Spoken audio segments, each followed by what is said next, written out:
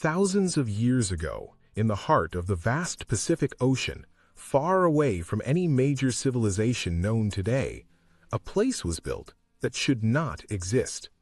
A city rising not on land, but directly on water. This is Nan Madol. Around 1200 AD, during the rule of the Saudeleur dynasty in what is now Micronesia, something extraordinary began to take shape across a remote volcanic coastline. Massive basalt stones were transported from distant quarries and placed into the shallow lagoon waters with astonishing precision. Each stone was heavy, irregular, and extremely difficult to move, yet they were carefully stacked into walls that still stand today. No metal machinery, no advanced engineering tools, no written construction records, only human effort and a method we still do not fully understand. From above, Nan Madol appears like a geometric puzzle carved into the ocean itself. Dozens of artificial islets are separated by narrow canals, forming a grid-like structure spread across turquoise water. It looks intentional, designed, organized, not random at all. But the question remains, how? How could an ancient society, living in isolation across small Pacific islands, construct such a massive architectural system over water? Some stones weigh several tons, yet they were moved, lifted, and placed into position without visible technology that should allow such construction. Even more mysterious is the precision. The basalt logs are stacked in interlocking patterns like a natural locking system, but made by human hands. No mortar is used, no binding materials are visible, and yet the structures remain stable after nearly 1,000 years of storms, tides, and erosion. At its peak, Nan Madol was not just a settlement, it was a center of power, a ceremonial and political capital where rulers of the Saudeleur dynasty controlled surrounding islands through ritual authority and centralized leadership. Large stone enclosures may have served as temples, meeting halls, and restricted royal spaces. Some areas likely forbidden to common people, reserved only for elite figures and religious leaders. But despite its importance, there is something unusual about its construction story. There are no detailed written explanations from the time, no architectural blueprints, no clear engineering explanations preserved in historical records.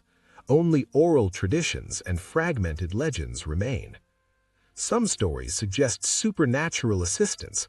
Others describe powerful chiefs commanding impossible labor.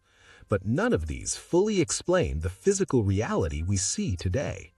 Because the engineering challenge is real.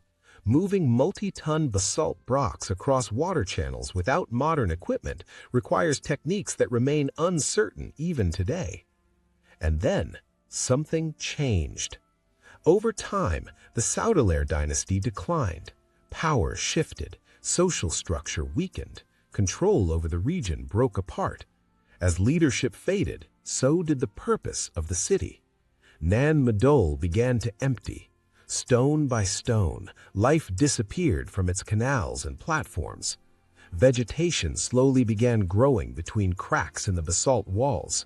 Saltwater erosion began reshaping the edges of once perfect structures. Storms intensified their impact over centuries. Ocean waves repeatedly struck the outer defenses of the city. Parts of the structure collapsed into the water, others became partially submerged. What was once a powerful center of civilization gradually transformed into ruins. And then, silence. For hundreds of years, Nan Madol remained largely forgotten by the outside world. Hidden in a remote corner of the Pacific, it slowly became a ghost city of stone and water. When modern explorers and researchers eventually studied the site, they were shocked by what they found. Aerial surveys revealed the full scale of the design for the first time. What looked like scattered ruins from the ground was actually a massive engineered system from above. Perfectly arranged canals, deliberate island formations, and an architectural scale that challenges expectations of prehistoric engineering. Even today, Nan Madol remains one of the most puzzling archaeological sites on Earth. It raises questions that still do not have clear answers. How were these massive stones transported across water? What techniques allowed such precise stacking without modern tools? And why was such a complex ocean city built in the first place? Some researchers believe lost knowledge may have been involved. Others suggest advanced coordination systems that are no longer understood. But the truth remains uncertain. Nan Madol stands today as a silent reminder that human history may be far more complex than we realize. A city built on water that still defies explanation. And perhaps beneath the ocean and between the stones, there are still secrets waiting to be discovered.